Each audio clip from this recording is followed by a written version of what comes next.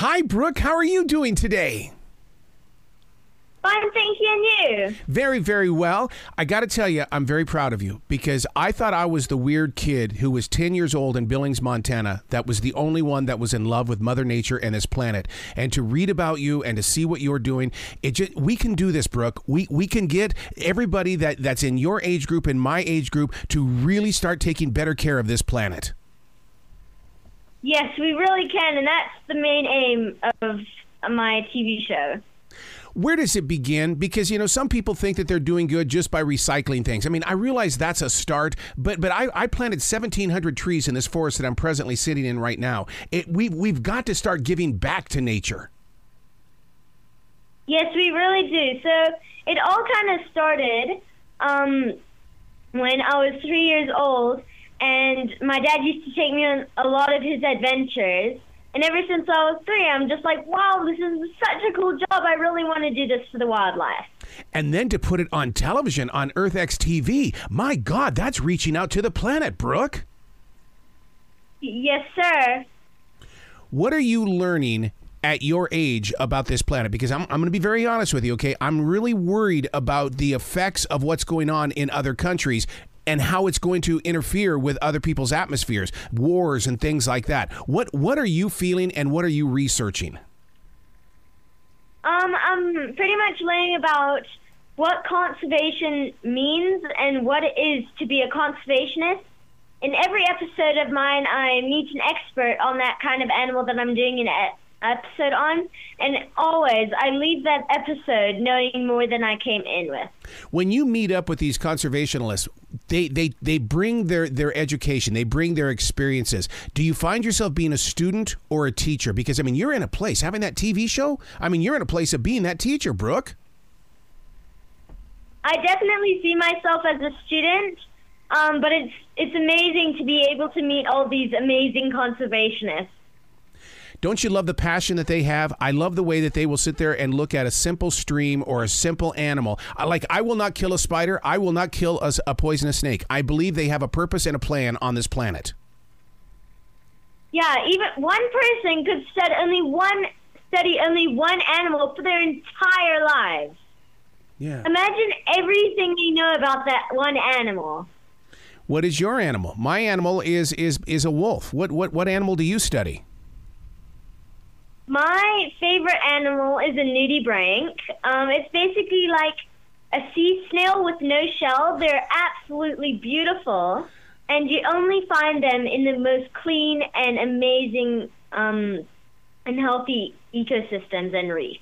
See, now that scares me because, I mean, as much as we are cleaning things up around this planet, especially here in the Carolinas with our rivers, it's like, how long does it take for something such as your favorite animal to kind of root, to grow beyond where it once was?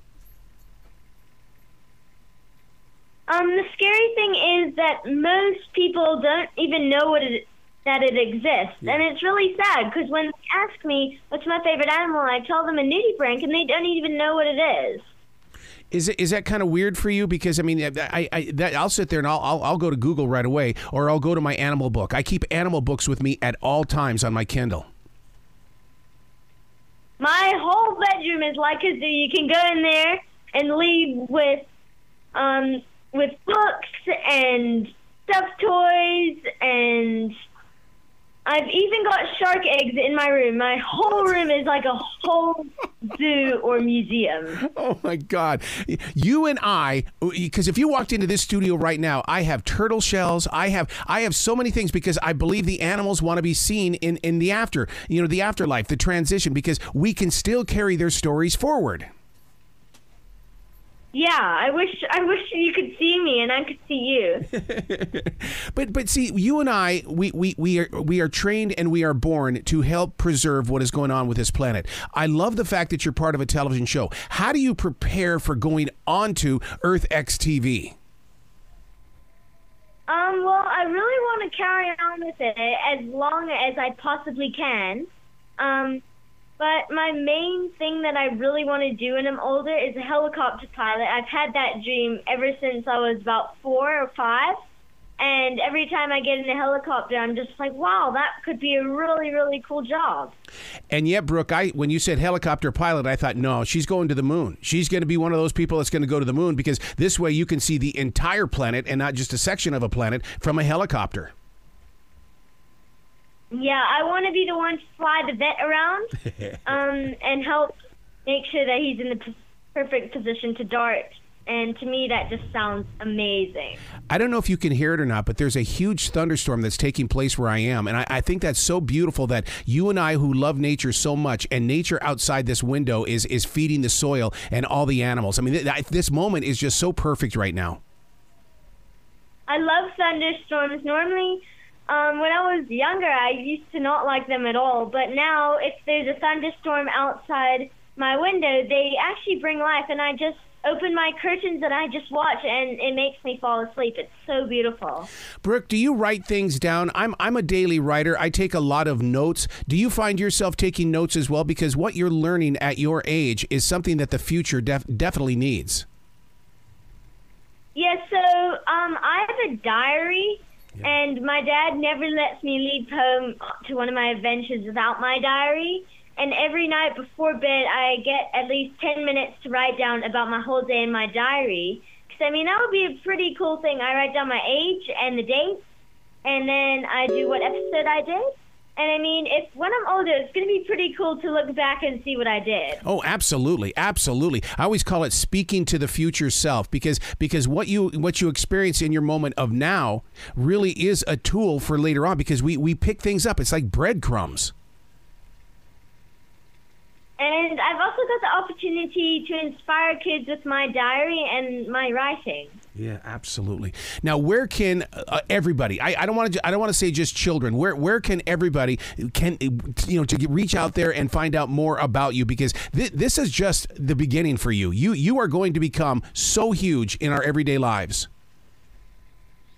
You can catch episodes of my show on EarthXTV Wednesday at 8 p.m. Eastern Time or 7 p.m. at Central Time. You can also watch me on Charter Spectrum, DirecTV, and Fubo TV. Does it feel pretty cool to be able to do this? Because, I mean, so many people at 11 years old, they're stuck playing video games or they're sitting in their rooms going, I don't know what to do. But then we have you, Brooke. We're not really allowed screens in our house unless it's a weekend and early morning. So me and my brother can wake up as early as we want, and we can have some screen time, but after breakfast, we're not allowed anything. Oh, my goodness, my goodness. I'm so proud of you. I love where your heart is. You've got to come back to this show anytime in the future, Brooke. The door is always going to be open for you. I'd love to meet you in person one day. Well, you got to come to my forest. You got to see what I've done since 1997, Brooke. I really think you would enjoy the peace and the tranquility that's in there. Thank you. And don't forget, anyone can be a conservationist. I can change the world, and so can you. I love your heart. Thank you so much.